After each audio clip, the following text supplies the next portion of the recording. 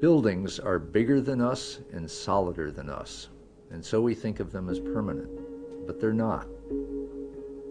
Often, they change more rapidly than we do. But what happens to buildings after they're built? How do they evolve over time?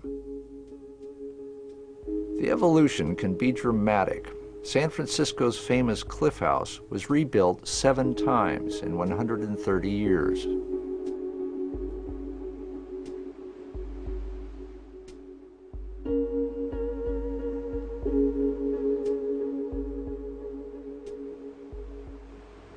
What I'm really interested in is not architecture, it's buildings. The problem with architecture is that it's allergic to time, because architects keep being asked to create lasting monuments, frozen in time. But buildings have no such presumption. Buildings live in time, the same way we do. In time, we learn. In time, buildings learn.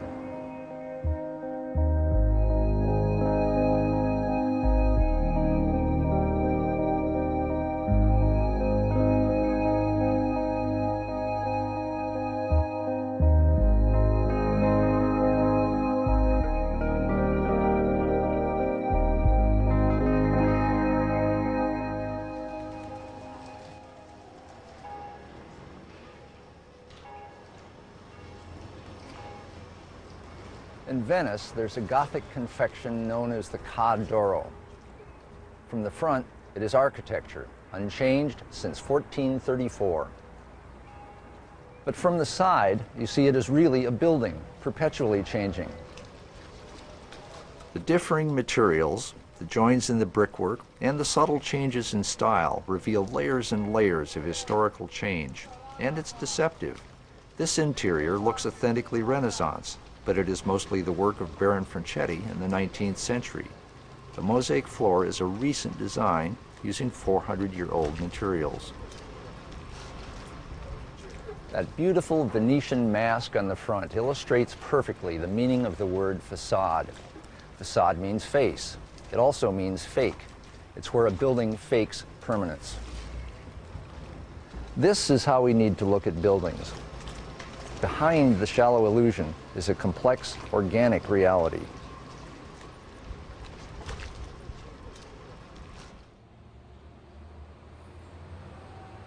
Amid the shearing layers of change, buildings that last do so by being loved and refined. The main architect is time. The Boston Athenaeum is its members' family library. Everybody thinks we're completely unchanging. Therefore, they're very nostalgic. Our members are very nostalgic about this building. It is a secure point in a world rapidly evolving into something which they don't necessarily like very much. And so the building is very much cherished as stable, unchanging, and so on. And that is, of course, completely wrong, because actually the building changes persistently. The facade of the Boston Athenaeum today is remarkably similar to this 1895 photograph. It still looks like a 3-story building. But a look down the stairwell reveals how much the Athenaeum has grown. It now has 10 floors of books. We've all seen great buildings in the past defaced by ill thought out redecoration or additions or changes. And is there pressure? There's always pressure when you're adding 5,000 or 6,000 volumes a year. You can rapidly, if you're not stupid, you can rapidly translate that into how many running feet of shelves you have to have, and what the hell are you going to do about it? One of the great strengths of this particular library is that we hardly ever go through our collection discarding anything. You know, you would think that in a properly run institution that I would be able to tell you the exact number of books that we have, or manuscripts, or watercolors, or photographs, or prints, or whatever we have. And the answer is that in American terms, we are so old that we haven't got the vaguest notion, accurate notion, of how many hundreds of thousands of books we have. A building looks all of a piece, but it isn't. Not only is it constantly changing, different parts are changing at different rates. When you dissect a building in terms of rates of change, an interesting pattern emerges. There are 6 different layers. From slowest to quickest, they are site, structure, skin, services, space plan, and stuff. The site of the Liberty department store in London is surprisingly recent. Regent Street was created around 1805 by city planner John Nash. In 1875, Arthur Liberty opened a shop at number 218A with 3 employees. Then he began to spread gradually down the street.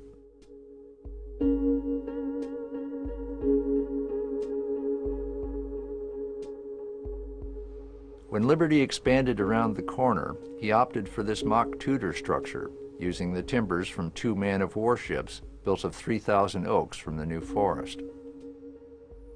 Inside, the space plan was laid out as a series of deep galleries, 5 stories high, grouped around 3 atriums resembling the courtyards of Old English inns. The early lifts are still here, but the rest of the services inside, the electricity, heating, and plumbing systems, as well as the escalators, have been added and repeatedly replaced right through the 20th century. The space plan is continually changing as departments are moved around the store. Carpets go upstairs, perfume comes downstairs. Here, the old boiler room is being ripped out to expand the menswear section.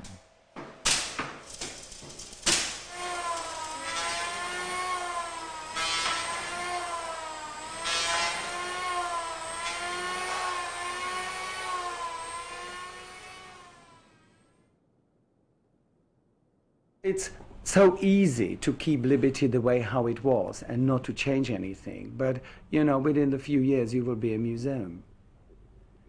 The Liberty is department store. We have to make the money. It is commercial, but it has this most wonderful theatrical building. In a shop such as Liberty, one part of the skin moves very quickly indeed. Its window displays change every 2 weeks. And the fastest moving part of the building is the stuff, the merchandise and furniture.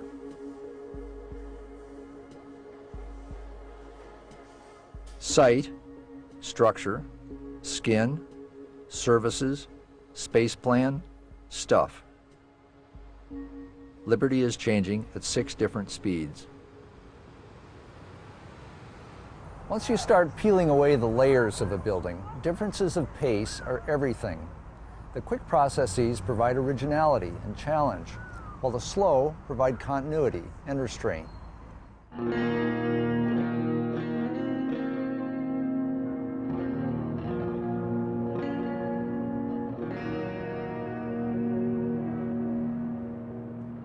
This house in Islington was built on spec in 1785 with Robert Adam decor. Its tale is one of increasing poverty, from an elegant gentleman's out-of-town house to anarchist punk squatter housing cooperative. Its history is told by its walls and under its floorboards as the house gradually gives up its secrets. When I moved in, I mean, for instance, this room was covered in wood chip paper and there was hardboard. I mean, effectively the house was sealed in the late 50s. And really what I've done over the last 3 years is slowly uncover what remains of the original features. What I've been doing is going around the house, peeling back various layers. Martin has stripped the walls right back to their original 1785 hand-painted fresco, but he has also kept each subsequent layer of change. The first layer is this marble brick effect wallpaper, which was probably put up in about 1810. The second layer is this slightly warmer marble brick effect, and then on top of that is this false wood effect wallpaper. And here we have Victorian floral wallpaper, and then the last layer before the wood chip paper is this rather nice Art Nouveau wallpaper from probably at the turn of the century. So you've really got here a history of the various layers of this hall.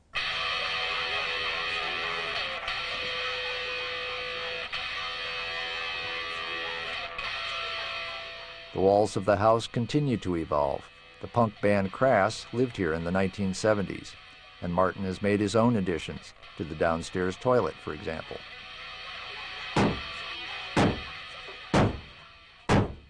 I started finding objects that seem to speak across the centuries.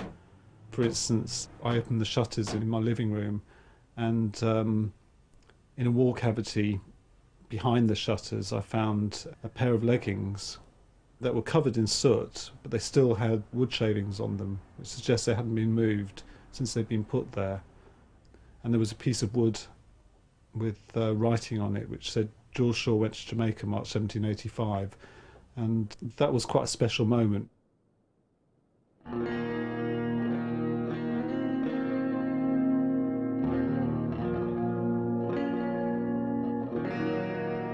In many ways, one of the reasons why the house bears so many traces of the past is because so little money has been spent on it.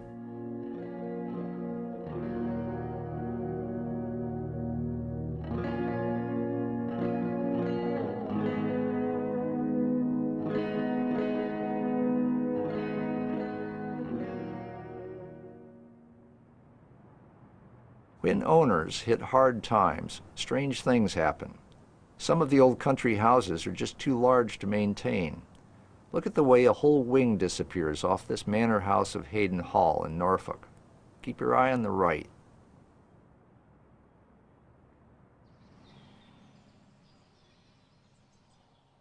Fashion is a relentless driver of architectural change. This manor house in Lincolnshire kept its original look and dignity, while the vicarage opposite accumulated additions throughout the 18th and 19th centuries, as each vicar and his wife attempted to keep up with the latest fad or fashion. Vicars in the 18th and 19th centuries were quite wealthy people, and they all made the house just to suit them. So when it was built, it was a symmetrical house, and one of the vicars came and put the window in the middle and moved the door around to the side. Another one put that bay window in. Another one changed the windows on the upper floors from much wider windows to smaller windows. Then there was a third one who actually added on a schoolhouse, and then later on that was taken down. So each vicar in their turn, they lasted here for 25, 30 years or more. They all did their own thing to the house.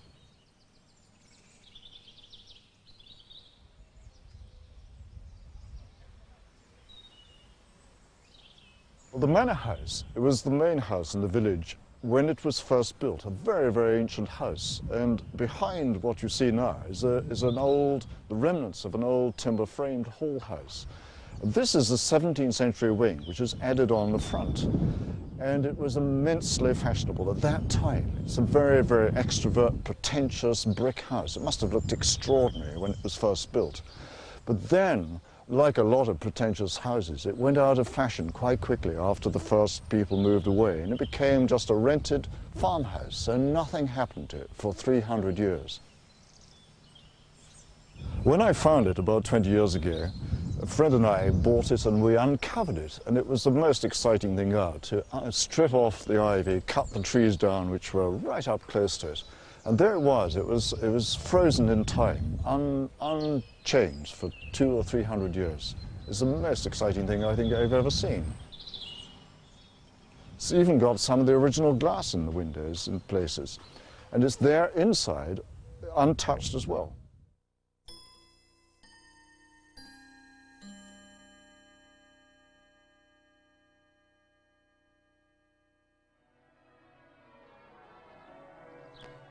All buildings change with time, but only some improve. St. Albans Abbey, begun in 1077, contains additions and changes made in every century of its existence. The most recent being the addition of a new song school and chapter house in 1982. A mixture of Norman, Gothic, Perpendicular, Decorated, Victorian, and modern styles, St. Albans positively flaunts its layers of change. The fabric of the cathedral is an anthology of European building materials.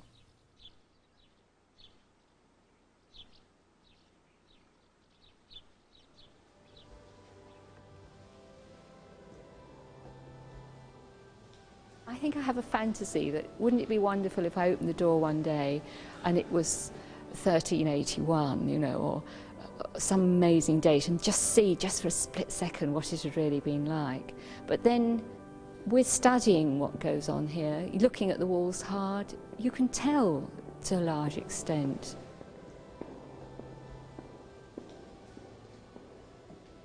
You get a wonderful feeling for the passage of time and how each generation has contributed something towards what is to the glory of God. You could see the strains of the magnificent architecture here. You could see the junction of the old and the new. And you can see the different styles. You can see the Norman arches. You can see the different building material of the stone. You can see the dogtooth in stone in this case, whereas if you look on the old Norman part of the church up there, you can see it painted on, and it's marvellous those colours which you'll find under the arches on the older section of the church. Inside the arches of the nave are recycled Roman bricks. They were already 500 years old when they were reused in the 11th century. You can even see the horsehair that welded plaster to brick 900 years ago. We all say, those of us who work here, that every time you come into the building, you notice something new. It's the perfect example of something which doesn't disclose all its meaning at once. And there aren't many things that you can guarantee you'll go on loving all your life. A learning building is one that keeps being improved and refined until it reaches an adapted state. But an adapted state is not an end state. Even the best of buildings has to be refreshed and challenged from time to time, or it becomes a beautiful corpse. The scaffolding was never taken down around the medieval cathedrals, because that would imply that they were finished and perfect, and that would be an insult to God. Churches that lose their original function are referred to as redundant, but this is often far from the case. Some survive surprisingly well and are loved in new and different ways.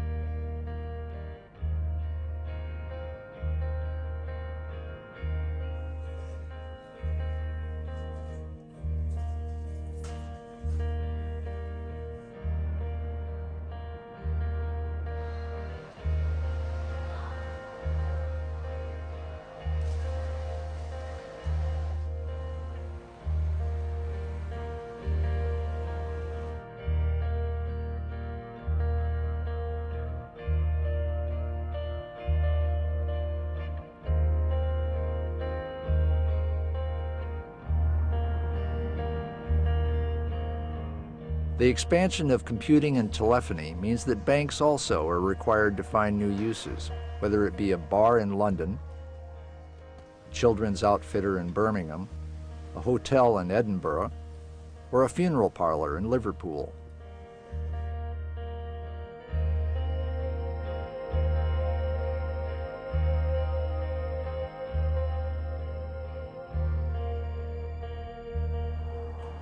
What makes the difference between a building that gets steadily better and one that gets steadily worse? Part of the answer is the building's ability to adapt. City buildings especially are constantly forced to regenerate themselves to suit new uses. Vast echoing corn exchanges, originally intended as meeting places for agricultural trade in the 19th century, now provide empty shells that can be converted to almost anything. Cambridge has become a performance venue, and Sudbury a library.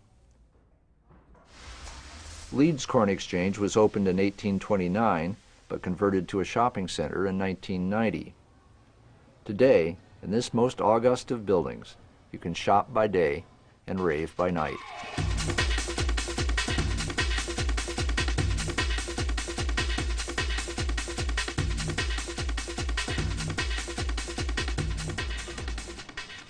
In Coventry, this building started out as the three-story Hotchkiss machine gun factory.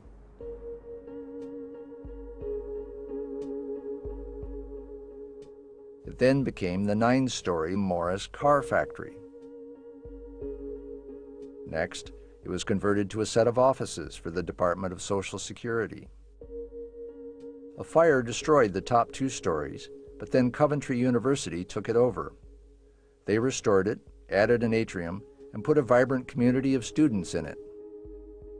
Where cars and armaments once were hammered out, we now have geography and biochemistry. I wonder what comes next. It's a big building, it's strong. It can be knocked about and put as you want it, really. What we've got here, really, a nice big area laboratories, ideal for classes, a lot of work being done and everything. We've had it set up nearly as we wanted it, and you know, you get minor problems, but on the whole we can do virtually anything we're asked to do within our subject, and it lends itself to that. It lends itself to being adapted and poked and prodded about, if you like. Age plus adaptivity is what makes a building come to be loved. The building learns from its occupants, and they learn from it. St. Mary's Hospital, Chichester was built in 1290 to house the poor, the elderly, and the sick. In 1402, there were 13 residents. Today, nearly 600 years of continuous use later, there are 6, living on the same site, in the same structure, under the same skin.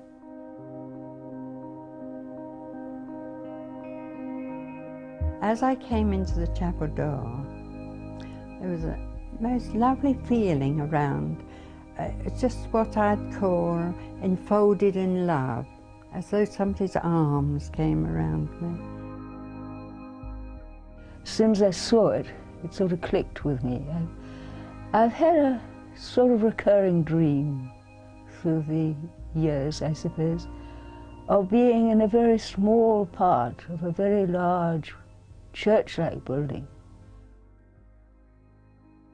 But I don't really like living on my own. But you can have your privacy, but yet you got people around. But we don't pay any rent. They say when you go for the interview to come here, you mustn't have enough money to buy a house. Of course, it's a delightful place, and the enormous relief of actually being able to afford it. I mean, I've got pocket money for the first time for ages. I've actually got pocket money.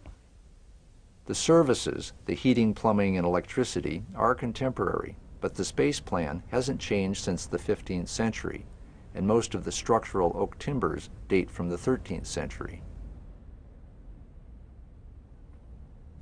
I usually wake up around about 6 to half past, and I get my cup of tea and my breakfast, and then I do my Bible study. I do a Bible study, and I do it in the morning. I find that very convenient. Last year I made Victoria plum jam, getting stuff free, and we sell it all year round when we have it for charity. I just bought my computer, and I spend my spare time playing games, and I'm on the internet so I can make contact with my friends and my family in Canada. This is really what is so nice, that we've all got these little private parts, so we lead totally independent lives in a way.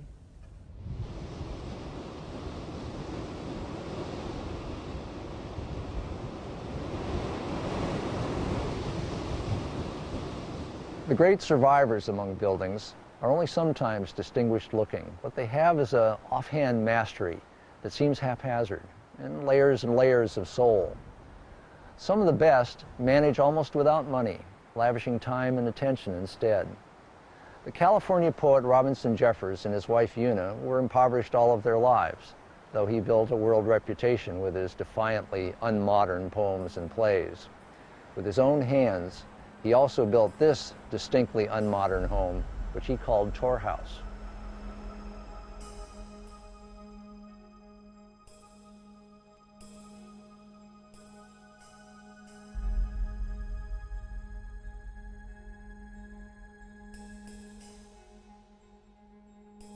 While Jeffers was building Tor House, he mortared in relics like this ancient Olmec head and chiseled quotations such as "Carpent poma nepotis," let the grandchildren gather the apples. The whole house embraces time that way. Mortared permanently into the walls of the tower and house are mineral relics from the entire sacred and natural world. Bits from all the towers of Ireland, including Yeats's Bailey, the Babylonian Temple of Uruk, the Great Wall of China, the Pyramids of Cheops, a piece of Hadrian's Villa, lava from Mount Vesuvius, and a set of tiny Mayan terracotta heads. One of the boulders has chiseled in it, Hardy 1/11/28, the date the stone went in, and writer Thomas Hardy died.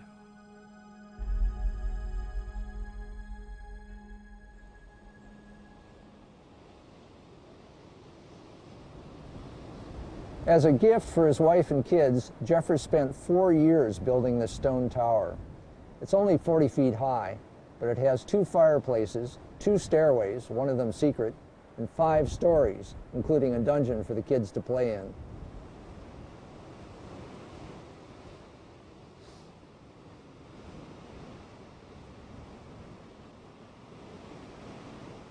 Buildings like these embody all the meanings of the word mature. Experienced, complex, subtle, wise, savvy, idiosyncratic, partly hidden, resilient, and set in their ways. Time has taught them, and they teach us. They are a lot of trouble to keep up. They're labors of love, measured in lifetimes.